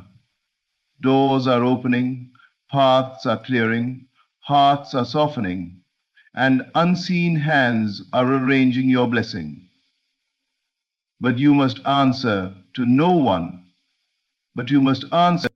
Stay ready, because when the visible catches up to the invisible, it will happen all at once, and you'll realize it was always working for you. The shift is here. It's not coming. It has begun. Change is not something you wait for. It's something that has already begun, quietly, invisibly, powerfully. The shift has already started, not out there in the world, but within you. Long before the evidence shows up, something in the unseen realm begins to stir. It is subtle at first, almost imperceptible, like the faint rustle of wind before the storm of blessing arrives. You may still be standing in the same circumstances, facing the same problems, but deep within, something has changed. The energy has turned. The spiritual current has shifted in your favor. Every transformation begins in the invisible. What you see with your physical eyes is only the last stage of manifestation. Just as a seed must first crack beneath the soil before the sprout appears, your breakthrough must first unfold in the unseen before it becomes visible. That moment when you finally believe, when you stop doubting and start knowing, that is when the invisible shift begins. You might not feel any immediate change in your outer world, but make no mistake, the moment your inner state aligns with your desire, reality starts to rearrange itself to mirror that inner conviction. You don't need proof to believe, your belief is the proof. Everything in creation responds to faith. The universe is not random, it is responsive. The moment you change your assumption, life begins to move in ways that confirm it. The opportunities, the people, the timing, the coincidences, they all start aligning perfectly because your inner vibration has become a magnet for that which you've claimed as true. Most people miss this stage because they are looking outward, searching for evidence before they allow themselves to believe. But faith does not wait for proof, it creates it. The invisible shift is that sacred space where the old reality starts to dissolve and the new one begins to form. It may feel like nothing is happening, but in truth, everything is. When things seem silent, that's when the universe is working the hardest on your behalf. Understand this. The invisible realm is more real than the visible one. The visible is temporary. It shifts and changes with every new thought you entertain, every new feeling you allow yourself to sustain. When you persist in your inner vision, when you continue to dwell in the feeling of your wish fulfilled, the outer world cannot resist the change. It must catch up. So if you've been sensing something lately, an intuition, a quiet knowing that your life is about to turn, trust that feeling. The shift has already started. You might not yet see the signs, but the current has already turned in your favor. Life is rearranging itself for your highest good. And what once seemed far away is now being magnetized toward you. Do not be deceived by appearances. The unseen is moving, the tide is rising, and the path is being cleared. Stand firm in faith, for the invisible shift is the prelude to visible manifestation. What you have prayed for, believed for, and prepared for, it's already on its way. The shift has begun. The world around you is not happening to you, it is responding to you. Everything you experience on the outside is a reflection of what you are holding on the inside. Your inner state, your thoughts, emotions, and assumptions are like a vibration that sends out a signal, and life answers that signal perfectly. The outer world is simply a mirror of your inner world. If you want to change what you see, you must first change what you believe. The truth is, nothing outside of you has independent power. Circumstances, people, opportunities, all of them are shaped by the energy you carry within. The moment you shift your inner state, everything external begins to rearrange itself in harmony with that new vibration. When you live in doubt, fear, and limitation, the world reflects more of the same. But when you align yourself with peace, faith, and confidence, you start to attract experiences that echo those inner qualities. Your inner state is like a frequency on a radio. Whatever channel you tune to determines what you hear. In the same way, the emotional and mental frequency you hold determines what life broadcasts back to you. You cannot receive a signal of abundance while tuned into the frequency of lack.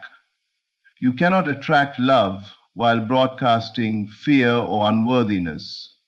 The world is not cruel, it is consistent. It can only mirror the vibration you project. This is why inner work is the most powerful form of creation. Instead of trying to manipulate outer conditions, focus on mastering your inner state. The moment you choose to feel whole, loved, and blessed, before the evidence appears, life begins to shift in miraculous ways. People show up differently, doors open, opportunities flow. What once felt blocked suddenly moves with ease. because your new awareness has rearranged the field of possibilities around you. When you decide to live from a state of gratitude, the world gives you more reasons to be grateful. When you live from joy, life sends you joyful encounters. When you live from faith, situations unfold in ways that confirm your belief. The outer world always bends to the one who knows that the source of power lies within. But this alignment cannot be forced. It must be felt. It's not about pretending to be positive. It's about embodying the truth that what you desire is already within your reach. You don't wait for things to change before you feel good. You feel good and watch things change. That's how creation truly works. So if life seems still or resistant, do not fight the outer world. Realign the inner one. Shift from worry to peace, from doubt to trust, from fear to love. The moment you make that inner shift, reality must respond. The energy of your belief is the blueprint for everything you experience. When you align within, you give life a new pattern to reflect. Everything begins to move, flow, and open in your favor, not because the world has changed, but because you have. The outer movement is simply the echo of your inner transformation. Faith is not passive waiting, it is active readiness. True faith does not sit in uncertainty, hoping that something might happen. It moves in quiet confidence, knowing that what is desired is already accomplished in the unseen. Faith is not a feeling of wishing, it is a state of knowing. When you truly believe that something belongs to you, your entire being begins to prepare for it, naturally and effortlessly. You make room for it in your thoughts, your emotions, your environment, and your actions. That is what faith looks like. It prepares. When you know a guest is coming to your home, you prepare the space. You don't question whether they will arrive. You set the table, tidy the room, and anticipate their presence. The same principle applies to spiritual creation. You don't prepare for a blessing out of uncertainty. You prepare because you know it's already on its way. Faith lives from the end, not toward it. It moves as if the promise is already fulfilled, and that confident movement opens the way for the unseen to become seen. This is the difference between hoping and believing. Hope waits for signs before it acts. Faith acts before the signs appear. Hope says, I wish it could happen. Faith says it already has. And life responds to that certainty. The universe rearranges itself around conviction, not hesitation. When you move as though what you desire is already yours, you align yourself with the vibration of completion, and the finished work begins to manifest through the path of least resistance. Faith doesn't ask when or how. It rests in assurance. It knows that what has been claimed in the spirit must appear in the physical at the appointed time. It does not panic during delays or crumble under silence because it understands that unseen forces are already working. Faith's confidence is quiet but unshakable. It doesn't need evidence to believe. It believes and therefore creates evidence. Readiness is the natural language of faith. It is how you tell the universe, I'm available for what's mine. When you act in faith, you prepare space for what's coming. You clear the clutter, shift your mindset, and walk like someone who already possesses the promise. You speak with gratitude, you make plans as if it's done, and you live in the energy of fulfillment. That readiness invites manifestation. Faith is not just belief, it's embodiment. It is living from the vibration of already having received. The more you prepare in faith, the more you affirm that the unseen is real. And in time, that unseen reality must materialize, because the universe mirrors the certainty of your inner knowing. So don't wait for confirmation. Prepare as though your breakthrough has already arrived. Faith is not waiting at the door, wondering if opportunity will knock. Faith opens a door, sets the table, and says, I've been expecting you. That is the essence of readiness. Not waiting for what might come, but living in the assurance of what already is. Nothing is against you, though it may appear at times that life is resisting you, that circumstances are closing in, that opportunities have slipped away. Beneath the surface, everything is still working for your good. Every delay, every disappointment, every closed door is not a punishment, but a redirection. Life is never against you. It is always guiding you toward alignment with what truly belongs to you. The universe operates with perfect intelligence. What feels like rejection is often protection. What seems like loss is preparation for something greater. There are seasons when doors close suddenly, when plans collapse without explanation, and we are left questioning our worth or direction. Yet, in hindsight, we often realize that those very moments were blessings in disguise. The job that didn't work out, the relationship that ended, the opportunity that passed you by, they all served a higher purpose. They shaped your strength, refined your focus, and positioned you for something far more aligned with your true path. The universe will not let you settle for less than your potential, and sometimes that means removing what you thought you needed.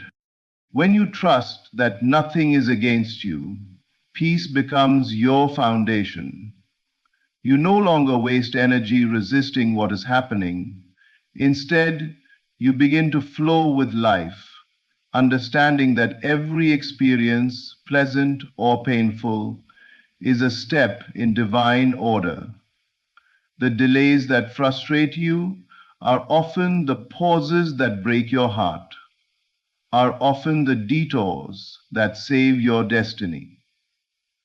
The disappointments that break your heart are often the detours that save your life. Is not random, it is intentional. Everything works for a that realization frees you from bitterness and blame. You stop asking, why did this happen to me? And begin asking, what is this teaching me? Every situation becomes a teacher, every obstacle a hidden blessing. Even in your lowest moments, there is a quiet orchestration taking place, forces aligning, timing perfecting, and unseen doors preparing to open. The universe knows exactly when and how to deliver what is meant for you. When you align your mind with this truth, you stop fearing loss. You understand that nothing real can ever be taken from you, and nothing meant for you can ever miss you. Even when life seems uncertain, faith reminds you that every closed door has a key attached somewhere else. What looks like the end is often the beginning of something miraculous. So the next time you face a delay, take a breath and trust the unseen. The universe is not working against you, it's working with you, through you, and for you. Every challenge is reshaping you for expansion. Every redirection is positioning you closer to your destiny. You are never being denied, only being aligned. Trust that everything unfolds exactly as it should. When you hold that belief deeply, peace takes the place of worry, gratitude replaces frustration, and clarity follows confusion. Life has always been on your side. Even when you didn't see it, it was leading you home to alignment, fulfillment, and divine timing. Nothing, not one thing, has ever been against you. To live from the end is to occupy the reality of your fulfilled desire before it becomes visible. It is to step into the consciousness of completion, to think, feel, speak, and act as though what you long for has already come to pass. This is not about pretending or daydreaming. It is about entering a state of knowing so strong that it reshapes your entire vibration. When you live from the end, you no longer chase the manifestation, you embody it. And reality bends to reflect your conviction. Most people live from the middle. They see their desire as something distant, something they must struggle toward. They pray for change while remaining emotionally tied to the lack of it. But creation doesn't respond to words alone. It responds to state. Whatever you feel to be true, you project into the field of life, and that vibration calls forth matching experiences. When you persist in the feeling of already having received, you tune into the frequency of fulfillment. The universe then organizes every circumstance to mirror that inner completion. Living from the end means making peace with the unseen. You stop checking for signs, stop wondering when it will happen, and rest in the assurance that it already has. You allow yourself to feel the gratitude, relief, and joy that come with fulfillment now. You walk, talk, and think from that finished state. When challenges arise, you respond as the version of yourself who already possesses the blessing would respond. This alignment makes your faith unshakable, because your identity is no longer that of someone waiting, but of someone who has. The key is emotional consistency. You cannot live from the end while dwelling in doubt. Every time you imagine your desire as distant, you affirm its absence. But when you consistently dwell in the feeling of completion, reality has no choice but to catch up. It is like tuning an instrument. The moment your inner vibration matches the frequency of the fulfilled state, manifestation must occur. The outer world is only an echo of your inner conviction. This principle works in all areas of life. If you desire love, feel love now. Speak as someone cherished. Treat yourself as someone already in a harmonious relationship. If you desire abundance, embody prosperity in your thoughts and actions. Be generous, confident, and grateful for the wealth you already possess, even if it's not yet visible. When you live as though it's done, the universe rearranges itself to make it so. Living from the end is ultimate trust. It means releasing the need to control the how and when. You surrender timing and method, but you never surrender belief. You hold the vision steadily until what was once invisible becomes inevitable. Reality always obeys the one who refuses to acknowledge lack. The person who knows they already have cannot be denied. When you live from the end, you step out of waiting and into becoming. And from that moment forward, the universe mirrors your certainty. Stay ready for the unfolding. The shift that is taking place in your life is not random, not chaotic, not uncertain. It is divine order revealing itself in perfect timing. What is meant for you is not lost, it is aligning.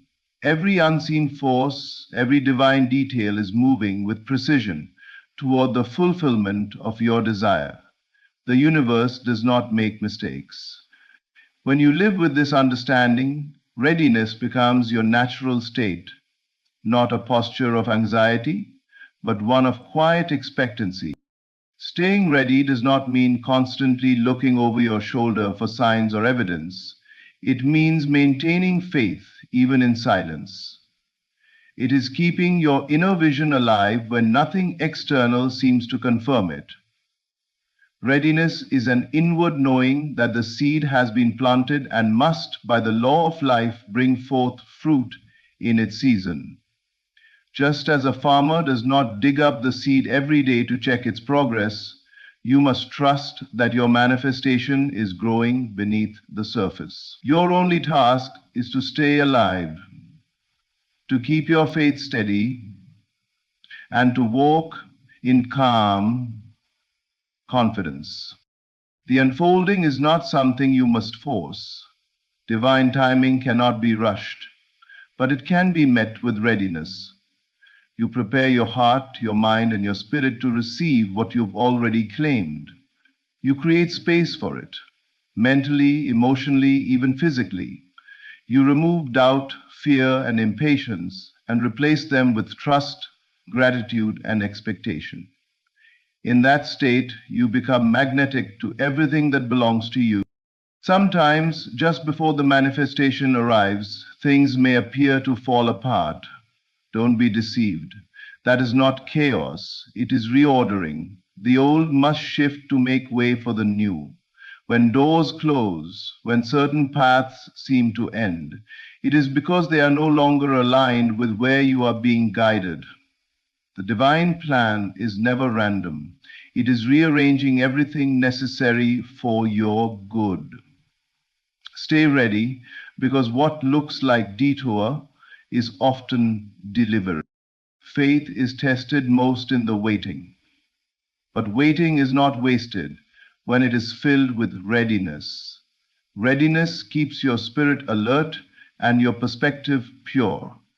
It is the bridge between belief and manifestation.